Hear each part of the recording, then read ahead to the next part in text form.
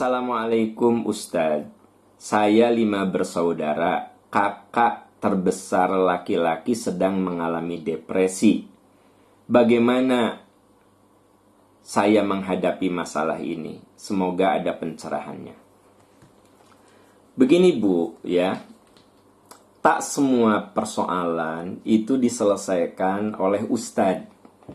Jadi kalau ibu udah tahu kakak ibu mengalami depresi, stres yang berat, ya walaupun dikasih doa seabreg-abreg, walaupun diruqyah, ya gitu, walaupun dipijit, ya tidak akan sembuh karena setiap penyakit itu ada obatnya. Likulli da'in dawa. Setiap penyakit itu ada obatnya. Nah, obatnya itu harus sesuai. Ada orang yang depresi, diruqyah, nggak nyambung, nggak sembuh-sembuh gitu loh, ya. Ada anak yang kejang-kejang, sering kejang-kejang. Dia ketemu saya, Ustadz, anak saya akhir-akhir ini kejang-kejang, padahal biasanya tidak pernah kejang-kejang. Saya sudah meruqyah beberapa kali, tapi nggak sembuh-sembuh. Bagaimana Ustadz? Saya bilang, ibu bawa ke dokter, ya. Nanti oleh dokter diobservasi kira-kira apa yang harus ibu lakukan dan obat apa yang harus diberikan. Enggak Ustadz, ini katanya karena godaan setan, makanya saya sudah meruqyahnya. Kekeh si ibu itu teh. Saya bilang, ibu bawa ke dokter. Ternyata akhirnya dia nurut apa yang saya omongkan. Ternyata anaknya itu kena ayan. Ya ayan nggak bisalah diruqyah, harus diobati secara berkesinambungan. Nah ini contoh bahwa nggak segala-galanya harus dikit-dikit ruqyah, gatal-gatal ruqyah, ya kan gitu.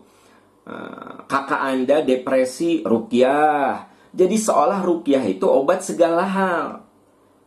Semua penyakit itu ada obatnya. Nah obatnya itu harus pas.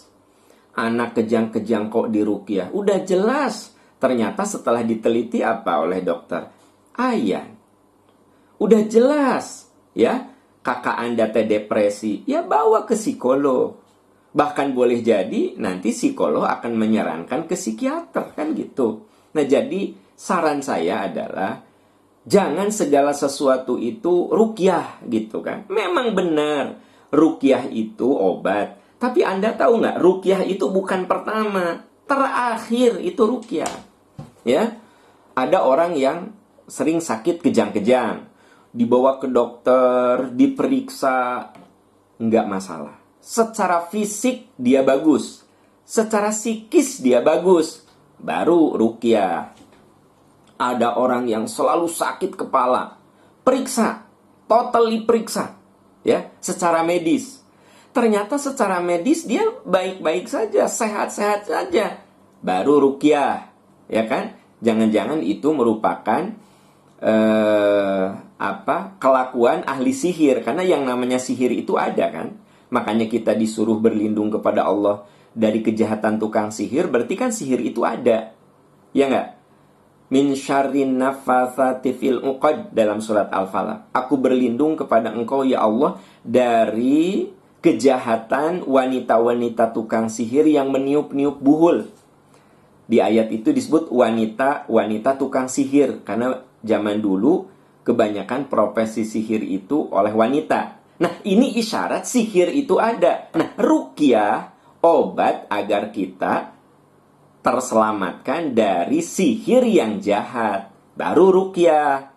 Ini belum apa-apa udah ruqyah. Udah jelas depresi ruqyah. Udah jelas ayan ruqyah. Ya kan? Begitu. Jadi ruqyah itu terakhir. Kalau secara medis tak terbuktikan kalau dia itu punya sakit secara fisik. Nah, kakak Anda itu didoain apapun gak akan sembuh.